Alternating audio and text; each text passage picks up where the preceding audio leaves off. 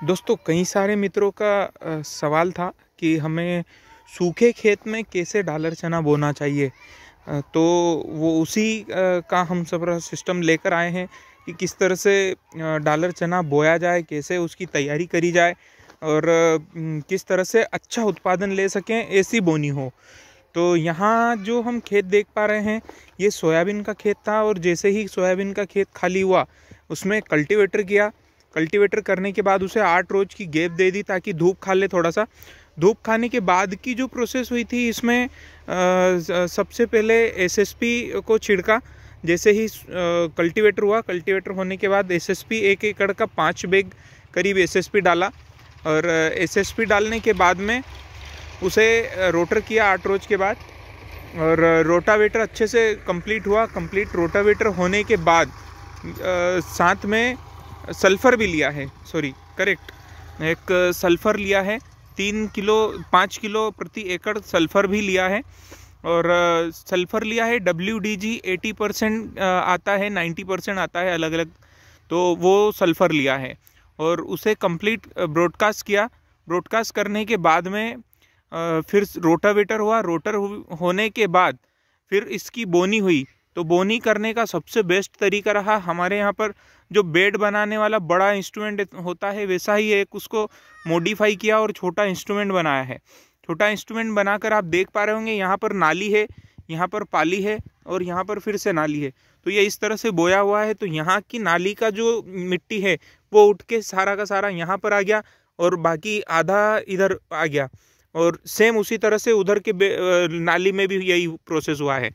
पर बीज कहाँ पर है आप समझ पा रहे होंगे।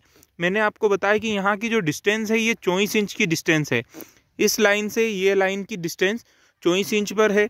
तो बीज यहाँ बीज सेंटर में आएगा और बीज भी गियर वाला सिस्टम है यहाँ पर। तो हर 4 इंच 5 इंच कहीं पर 3 इंच भी है। तो गियर से सारा का सारा सीड ड्रिल हुआ है, बोया गया है। तो काफ़ी अच्छा रिस्पॉन्स रहा है ये अभी तक का। और यहाँ पर एक और बहुत बेस्ट क्यों मैं आपको बोल रहा हूँ कि इसमें उत्पादन ज़्यादा अच्छा मिलेगा। यहाँ पर पानी चलेगा और पानी कल से लगने वाला है, आज तो दूसरे खेत पे चल रहा है। तो यहाँ पर पानी चलेगा इस वाली नाली में और नाली से जब पानी चलेगा तो ये वाली मिट्टी के अंदर पानी केवल अंदर जाएगा, ये पानी पी कर मस्त हो जाएगी। ये जो ढेपा होता है ये ऐसा ही रहेगा पर ये मिट्टी यहाँ की फटेगी नहीं। तो नहीं फटेगी तो ये स्टोरेज बना लेगा और ये पानी की कैपेसिटी लंबे समय तक काफ़ी अच्छे से स्टोर करके रखेगा और पानी पौधे को देता रहेगा लंबे समय तक। तो ये एक प्रोसेस होती है जो बहुत ही अच्छी प्रोसेस होती है। कई सालों से इसका उत्पादन अच्छा निकल कर आ रहा है।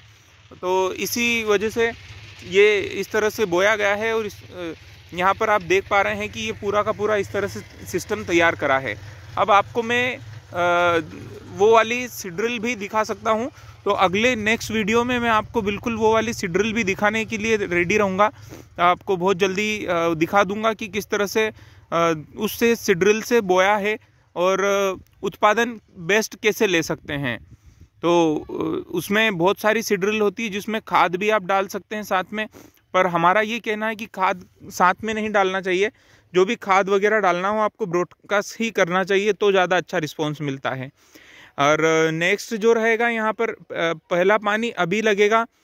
एक पानी लगने के बाद में दूसरा पानी 6 रोज के बाद लगेगा, 6 से 8 रोज के बाद जब बीज जर्मिनेशन होकर बाहर निकलने की तैयारी करेगा उस समय में एक पानी लगेगा। और दूसरा पानी 8 रोज के बाद का मैंने बताया है। तीसरा पानी 30 रोज पर लगेगा, 25 से 30 रोज पर। वो इसलिए कि जब फूल आते हैं, फूल आने के पहले उसकी पूरी प्रोसेस हो जाएगी। और उसमें एक और मेथड हम करने वाले हैं कि एक नाली में पानी देंगे, एक नाली को थोड़ा सा सूखा रखेंगे, फिर एक नाली में पानी देंगे, एक सूखा रखेंगे। इस तरह से प्रोसेस करने वाले हैं। तो दोस्तों आपको ये कैसा लगा कमेंट बॉक्स में ज़रूर बताएं और हमारे चैनल को लाइक शेयर सब्सक्राइब ज़रूर करें।